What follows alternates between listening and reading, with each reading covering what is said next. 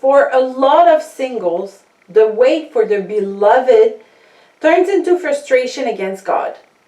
We don't want to admit it because we're afraid of making him angry, or because we're afraid to ruin our near perfect journey. But why hasn't God done it yet?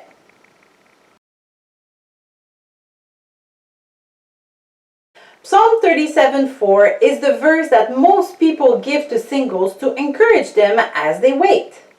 It's also the verse that Passion 37:4 was based on.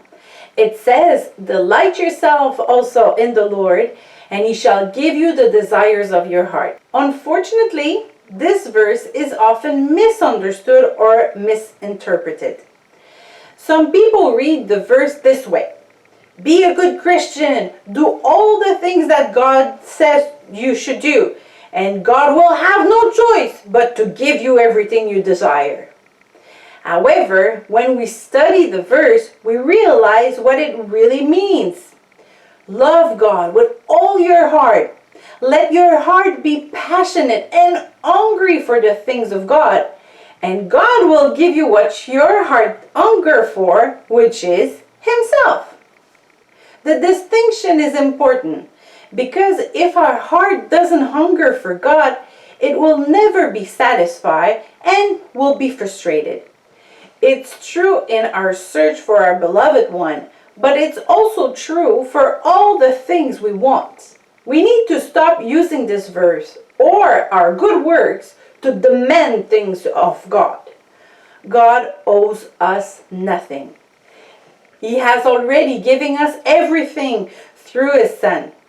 He did not save us to give us everything we desire. He saved us because we were lost without Him.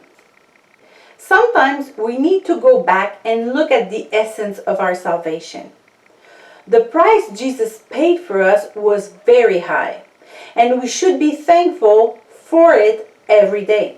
This sacrifice freed us, and we are no longer slaves to the things of this world. Through His sacrifice, we no longer need anything to be happy. We're happy in Christ. We no longer need to have a lot of money to avoid insecurity, because our security is in Christ. We no longer need a partner to feel love. Christ's love fills us. We no longer need a great profession to feel important. We know that we are prince and princesses. When we feel something is lacking in an area of our life, most of the time it's because we have stopped looking at our eternal salvation. Some people accept the Lord because someone made promises along the lines that God would find them a new job, that He would erase their debt and make them rich, or that He would find them a husband or wife. Many of those Christians give up on their salvation when they don't see their prayers answered. The problem is that they didn't give their life to God for the proper reason. The only reason why we should give our life to God is because we know that our lives will lead us nowhere, that only God can give meaning to our lives. When we accept Christ for that reason, there is less risk of us abandoning our faith. God is not obliged to give you a husband or wife. God is not obliged to pay your debt or to prevent all sort of suffering. In Hebrews 11, we read that a lot of Christians died as martyrs for their faith. Why didn't God prevent them from suffering? Some people then complain, well, what's the point of serving God if He doesn't prevent us from suffering? The answer is because we serve God for what He has already given us, eternal salvation. That's it. Because the salvation is enough for us to give ourselves wholly to Him. This doesn't mean that you will live in poverty or suffering. It just means that we have to stop forcing God to give us everything we want.